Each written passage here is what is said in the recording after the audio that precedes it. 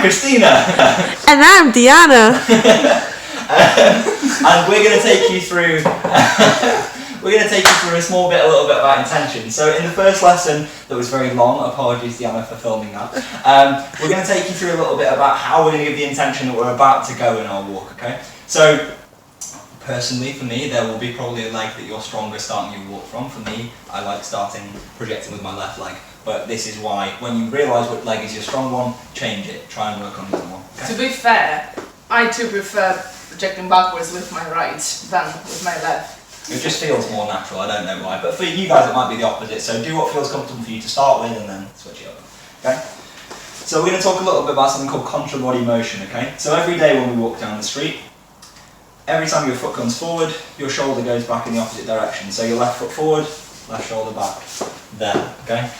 And this is like obviously super and exaggerated, but that's how we're going to start to give that intention, okay? So when I'm here and I put Christina's weight on her left and my weight on my right, the way in which I'm going to tell her that I'm going to go forward with my left, okay, is I'm going to bring this left shoulder back and I'm going to go down into the floor a little bit with my right knee, okay? And by doing that, it goes through her body in this small spiral motion and comes out of her leg there, okay?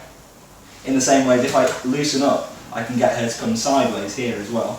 Or if I go the opposite way, I can get her to come forward, sinking down into it.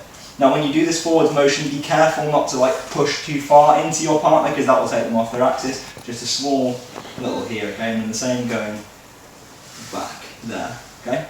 And doing this little opening of the chest, that will clear your partner's foot out of the way so that then as you walk forward, there, okay? I've created all this space. If I don't give Christina any intention, and I just go, we're going now, okay? I'm sort of using my whole body to push her and her leg isn't cleared out of the way, so there's no room for us to do sort of these big powerful steps, okay? So we're just giving this little bit of intention there, okay?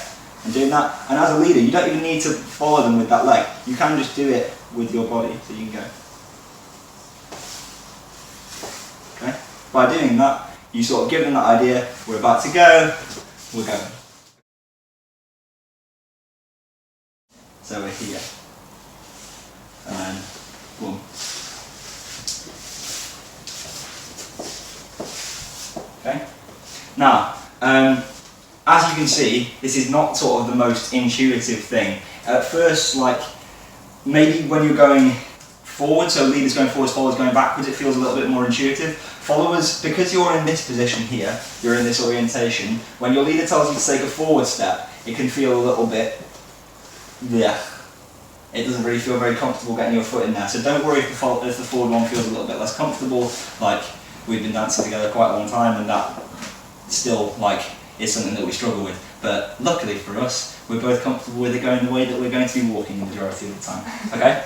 So the three things we looked at in this little video, we looked at how we can get this forward intention, so bring our right shoulder back and sinking into the ground. We can open up our arms a little bit in our body to do this sideways intention, or I can come forward with my shoulder to bring Christina's foot forward, okay?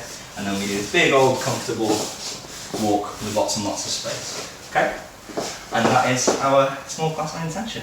Thank you very much.